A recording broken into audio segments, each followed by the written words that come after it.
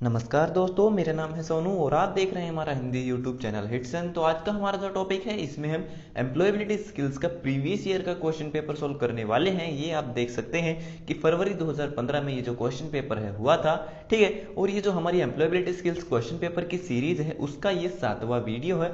इससे पहले हम 6 क्वेश्चन पेपर की वीडियो और बना चुके हैं। अगर आपने नहीं देखा है तो एम्प्लॉयबिलिटी स्किल्स ITI की जो प्लेलिस्ट है हमारे चैनल पर, आप वहां पर जाकर के उन सभी वीडियोज को देख सकते हैं। तो चलिए देख लेते हैं कि इस क्वेश्चन पेपर में आपसे किस तरह के सवाल जो है एग्जाम में पूछे गए थे। तो सबसे पहला प्रश्न है, सामान्य उत्पादन या बनाने वाली इंटरप्राइज कहलाती है, यानी कि कोई भी कंपनी जो सिंपल उत्पादन यानी कि प्रोडक्शन का काम करती है तो वो किस प्रकार की कंपनी होती है। तो ऑप्शन ए इसका सही उत्तर है। उत्पादन करने वाली इंटरप्राइज यानी कि उस कंपनी को हम जो है प्रोडक्शन इंटरप्राइज यानी कि प्रोडक्शन करने वाली एक कंपनी बोलते हैं। तो ऑप्शन ए यहां पर आपका सही है पहले प्रश्न का। दूसरा प्रश्न है, लघु सेवा उद्योग के लिए उपकरण में निवेश की सीमा है डैश, यानी कि जो लघु उद्योग होते हैं उनमें जो मशीनों में जो इन्वेस्टमेंट किया जाता है वो उसकी पैसे की जो लिमिट होती है वो कितनी होती है। तो उसके लिए जो है 10 लाख से लेकर के 25 लाख रुपए तक अगर किसी कंपनी में जो मशीनों पर इन्वेस्टमेंट किया गया है, ठीक है, उपकरणों पर खर्च किया गया है, तो वो जो उद्योग होगा उसे लघु सेवा उद्योग के श्रेणी में रखा जाता है। तो दूसरे प्रश्न का ऑप्शन बी यहां पर सही है। तीसरा प्रश्न है, TCO का अर्थ है डैश, यानी कि TCO की फुल फॉर्म क्या है। तो इसका सही उत्तर है ऑप्शन बी। TCO का मतलब है टेक्निकल कंसल्टेंसी ऑर्गेनाइजेशन, यानी कि ऐसी ऑर्गेनाइजेशन जो आपको टेक्निकल जानकारी प्रोवाइड करती है। चौथा प्रश्न है, उद्यमिता को यह भी कहा जाता है। तो उद्यम भी कौन होता है? जो व्यापारी होता है, जो बिजनेसमैन होता है, जो अपना खुद का बिजनेस खड़ा करता है उसे जो है उद्यमी बोलते हैं। तो उद्यमिता का मतलब होता है स्वरोजगार, यानी कि जो आप खुद का रोजगार अपनाते हैं, किसी के यहाँ जाकर के जॉब या नौकरी नहीं करते, अपना खुद का जो है रोजगार स्टार्ट करते हैं, तो उसे जो है हम उद्यमिता कहते हैं। तो चौथे प्रश्न का जो सही उत्तर है वो है ऑप्शन सी। पांचवा प्रश्न है, उस सॉफ्टवेयर का नाम बताएं जिसका प्रयोग ब्राउज़र, फाइनेंशियल स्टेटमेंट और टैक्सेशन में किया जाता है। तो अब सभी जानते हैं कि व्यापार और बिजनेस में जो है सबसे ज्यादा जो है टैली का इस्तेमाल किया जाता है, जो एक अकाउंटिंग सॉफ्टवेयर है। तो इसका भी सही उत्तर है ऑप्शन ए, वह है टैली। छठा प्रश्न है, निम्नलिखित में से नॉन ग्रीन हाउस गैस को पहचाने। तो इनमें से कौन सी ऐसी गैस है जो कि ग्रीन हाउस गैसों में शामिल नहीं है। तो मीथेन, नाइट्रस ऑक्साइड और सल्फर हेक्साफ्लोराइड, ये जो तीनों गैसें हैं ये आपकी ग्रीन हाउस गैसों में शामिल है। इसके अलावा जो आपकी कार्बन डाइऑक्साइड गैस है वो भी ग्रीन हाउस गैस में आती है। लेकिन जो ऑप्शन डी है यहाँ पर आपका बिल्कुल सही है, कार्बन मोनोऑक्साइड जो गैस है वो ग्रीन हाउस गैस में शामिल नहीं की जाती है। सातवां प्रश्न है, न्यूक्लियर रिएक्टर से सबसे घातक वातावरण प्रदूषण है डैश, यानी कि जो आपके न्यूक्लियर रिएक्टर होते हैं, जैसे आपने थर्मल पावर प्लांट देखे होंगे, तो इसी तरह से जो न्यूक्लियर रिएक्टर होते हैं तो उनसे सबसे ज्यादा वातावरण को किस तरह से प्रदूषण होता है। तो रेडियो एक्टिव ध्वनि या फिर थर्मल। तो ऑप्शन सी इसका यहाँ पर बिल्कुल सही है। आठवां प्रश्न है, सामान्य मानव के सुनने की आवृत्ति की सीमा है डैश, यानी कि जो व्यक्ति होता है, मनुष्य होता है, उसकी सुनने की जो लिमिट होती है वो कितनी होती है। तो एक सामान्य व्यक्ति जो है 10 हर्ट्ज से लेकर के 15,000 हर्ट्ज तक की जो ध्वनि है उसको सुन सकता है। तो ऑप्शन सी यहां पर आपका सही है। नौवां प्रश्न है, निम्नलिखित में से कौन नॉन रिन्यूएबल ऊर्जा सोर्स है। तो इनमें से कौन सा ऐसा ऊर्जा का स्रोत है, ठीक है, जो कि दुनिया में लिमिट में है, यानी कि उसको जो है फिर से रिप्रोड्यूस दोबारा से इस्तेमाल नहीं किया जा सकता है। तो जैसे सौर ऊर्जा है वो जो अनलिमिटेड है, ठीक है, उसका जितना चाहे उसका इस्तेमाल कर सकते। लेकिन जो कोयला है वो जो है लिमिट में है, क्योंकि कोयला एक बार खत्म हो गया तो उसको दोबारा से प्राप्त करना बहुत मुश्किल होगा। तो जो इसका सही उत्तर है वो है ऑप्शन बी, कोयला जो वो नॉन रिन्यूएबल सोर्सेज में आता है। इसके अलावा जो आपका मीथेन गैस है जो कि गोबर गैस से मिलती है, और जो आपका हाइड्रो विद्युत है, जो आपके बांध होते हैं, पानी के जो बांध होते हैं वहां पर हाइड्रो पावर प्लांट जिन्हें हम कहते हैं, तो विद्युत की जो ऊर्जा होती है वो भी कैसी होती है, रिन्यूएबल होती है, यानी कि फिर से उसको प्रोड्यूस बनाया जा सकता है। लेकिन जो कोयला है वो लिमिट मात्रा में है, तो इसलिए इसका सही उत्तर ऑप्शन बी है। 10वां प्रश्न है, पानी का प्राथमिक स्रोत है डैश। तो पानी जो है हमें सबसे पहले कहां से प्राप्त होता है। तो जो स्वच्छ पानी होता है वो हमें बारिश के पानी से मिलता है। तो इसका सही उत्तर है वो है ऑप्शन सी। 11वां प्रश्न है, ऑक्यूपेशनल सुरक्षा कार्य के ग्राहक कौन है, यानी कि जो ऑक्यूपेशनल सेफ्टी होती है वो किन किन पर लागू होती है। ठीक है, एक संगठन के सभी कर्मचारी या फिर एक संगठन के सभी कर्मचारी और सभी समुदाय। तो इसका जो सही उत्तर है वो है ऑप्शन बी, एक संगठन कोई भी समुदाय है उसमें जितने भी कर्मचारी हैं उन सभी पर, और किसी भी ग्रुप के अंदर, तो जितने भी कर्मचारी किसी कंपनी में काम करते हैं उन सभी को ऑक्यूपेशनल सेफ्टी के जो रूल होते हैं उनको जो है मानना पड़ता है। तो इसलिए इसका जो सही उत्तर है वो है ऑप्शन बी।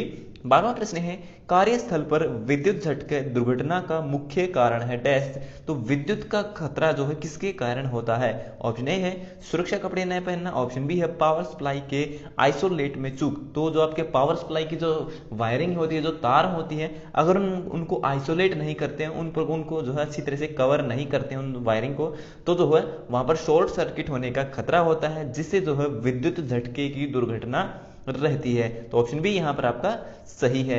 13वां प्रश्न है, हाथ की सुरक्षा के लिए इसके द्वारा किया जाता है। तो हाथ की सुरक्षा हम किसके माध्यम से करते हैं? तो हाथ की सुरक्षा के लिए हम दस्ताने, जिन्हें हम ग्लव्स कहते हैं, उनका इस्तेमाल करते हैं। रेस्पिरेटर आप सभी जानते हैं सांस लेने के लिए इस्तेमाल किया जाता है। चश्मा आंखों की सुरक्षा के लिए, बूट यानी कि आपके जूते जो पैरों की सुरक्षा के लिए इस्तेमाल होते हैं। और ये सभी के सभी जो उपकरण है ये आपके पीपीई पर्सनल प्रोटेक्टिव इक्विपमेंट में शामिल होते हैं। अगला प्रश्न है, फैक्ट्री एक्ट के अनुसार पुरुष के लिए सिर पर या हाथ से ढोने के लिए कितने अधिकतम भार की आज्ञा है? तो फैक्ट्री एक्ट जो कि सन 1948 में आया था, तो उसके अनुसार कोई भी व्यक्ति किसी कंपनी में अगर फैक्ट्री में काम करता है तो अधिकतम उससे जो है सिर पर या हाथों के माध्यम से कितना वजन जो है एक स्थान से दूसरे स्थान पर लेकर जाया जा सकता है। तो इसकी एक लिमिट है जो है 50 kg, और इसी के कारण जो सरकारी गोदाम होते हैं उनमें जो अनाज की बोरियां होती है उसकी जो लिमिट होती है वो 50 kg रखी जाती है, क्योंकि कर्मचारियों से जो है इससे ज्यादा वजन नहीं उठवाया जा सकता है। 15वां प्रश्न है, फाइटिंग विधि में रिमूवल ऑफ टेम्परेचर जाना जाता है डैश। फाइटिंग विधि यानी कि आग बुझाते समय, ठीक है, आग बुझाने का जो तरीका होता है उस टाइम पर जो रिमूवल ऑफ टेम्परेचर यानी कि तापमान को हटाना जो होता है उसे क्या कहते हैं? तो तापमान को हटाना या फिर तापमान को कम करना क्या कहलाता है? कि कूलिंग करना, उसको ठंडा करना। तो इसका सही उत्तर है ऑप्शन डी। फाइटिंग विधि में रिमूवल ऑफ टेम्परेचर का मतलब होता है ठीक तापमान को कम करना, कूलिंग करना। तो ऑप्शन डी यहां पर आपका सही है। 16वां प्रश्न है, फैक्ट्री एक्ट किस वर्ष लागू हुआ था? तो मैंने आपको बता दिया कि जो आपका फैक्ट्री एक्ट है सन 1948 में आया था। तो ऑप्शन बी यहां पर आपका सही है। भत्ते भुगतान एक्ट के अनुसार कौन सा भत्ता निम्नलिखित में से एक रिम्यूनरेशन के साथ सम्मिलित नहीं है? तो जो बोनस राशि होती है वो इसके अंदर शामिल नहीं होती है। 18वां प्रश्न है, कार्य के दौरान दुर्घटना के कारण हुई शारीरिक अक्षमता से ग्रसित कर्मचारी को दिया जाने वाला भुगतान क्या होता है? यानी कि किसी कंपनी में कोई कर्मचारी काम करता है और दुर्घटना हो जाती है, तो अगर वो व्यक्ति किसी काम करने में सक्षम नहीं है, उसका कुछ शारीरिक जो है प्रॉब्लम हो जाती है, हाथ पैर उसके जो कोई दुर्घटना हो जाती है, तो अक्षम हो जाता है काम करने में, तो वो किस प्रकार का लाभ होता है? तो वो उसे जो है अक्षमता लाभ कहते हैं। यानी कि वो व्यक्ति कार्य करने में सक्षम नहीं है, कार्य नहीं कर सकता, तो उसको अक्षमता का लाभ दिया जाएगा। 19वां प्रश्न है, फैक्ट्री एक्ट के अनुसार महिला के कार्य करने पर निषेध है। यानी कि किसी भी फैक्ट्री के अंदर किसी भी महिला से, जो महिला कर्मचारी होती है, उससे किस समय काम नहीं करवाया जा सकता है? तो फैक्ट्री एक्ट के अनुसार किसी भी महिला से सुबह 6 बजे से लेकर के शाम के 7 बजे के बाद, यानी कि सुबह के 6 बजे से पहले और शाम के 7 बजे के बाद जो है किसी फैक्ट्री में काम नहीं करवाया जा सकता। 20वां प्रश्न है, कर्मचारी एक्ट के अनुसार महिला के कार्य करने पर निषेध है। तो कर्मचारी एक्ट के अनुसार महिला कहां पर काम नहीं कर सकती है? तो यहां पर जो ऑप्शन ए है वो आपका बिल्कुल सही है। सशस्त्र बल के कार्यरत कर्मचारी यानी कि सेना के अंदर जो है महिलाएं काम नहीं कर सकती। ये जो एक्ट था 1948 में था, हालांकि अब हट गया है, अब जो है आर्मी में भी लड़कियां वुमेन्स जाती हैं। ठीक है। 21वां प्रश्न है, क्वालिटी यंत्र में हिस्टोग्राम का क्या कार्य है? तो क्वालिटी जो यंत्र होता है उसमें हिस्टोग्राम का मतलब होता है कि वितरण का आकार इंगित करना, यानी कि प्रत्येक जो व्यक्ति है वो किसी भी प्रोडक्ट को चेक करने के लिए कितना अपना जो है खुद का उसके अंदर जो है टाइम लगाएगा, वो क्या क्या उसके अंदर चेक करेगा कि प्रत्येक व्यक्ति को कितना काम दिया गया है। 22वां प्रश्न है, वेस्ट शब्द किस रूप में प्रयोग होता है? तो मैंने आपको बताया है वेस्ट का मतलब होता है कूड़ा। ठीक है। और जो जापान में जो है वेस्ट का मतलब क्या होता है, जापान के जो लोग हैं वेस्ट को मूडा बोलते हैं, तो कूड़ा यानी कि मूडा। तो ऑप्शन ए यहां पर आपका सही है, MUDA। ठीक है, वेस्ट का मतलब है मूडा। 23वां प्रश्न है, स्टैंडर्डाइजेशन के अंतरराष्ट्रीय संगठन ISO का हेडक्वार्टर कहां पर है? तो ISO का जो हेडक्वार्टर है, इसका मुख्यालय है वो जेनेवा के अंदर है। ठीक है, तो ऑप्शन ए यहां पर आपका सही है। 24वां प्रश्न है, डिजाइन के एक्सीलेंस में उत्पादन कम करने और ग्राहक की आवश्यकता कम करने के संबंध का क्वालिटी चरित्र क्या होता है? तो डिजाइन की बात हुई है तो यहाँ पे जो सही उत्तर है वो है ऑप्शन सी, उसे क्वालिटी का डिजाइन बोलते हैं। 25वां प्रश्न है, कौन सर्टिफाइड ISO स्टैंडर्ड नहीं है? तो ISO को इनमें से कौन सा स्टैंडर्ड मानक नहीं है? तो ISO 9001, 2 और 3 ये तीनों होते हैं, लेकिन ISO 9010 जो है वो किसी भी प्रकार का कोई भी स्टैंडर्ड नहीं होता है। तो ये हो गई हमारे आज के सभी प्रश्न कंप्लीट। सो वीडियो देखने के लिए धन्यवाद। अगर आपका कोई सवाल है तो कमेंट बॉक्स में लिख करके आप पूछ सकते हो। तो मिलते हैं हमारी अगली वीडियो में, तब तक के लिए नमस्कार।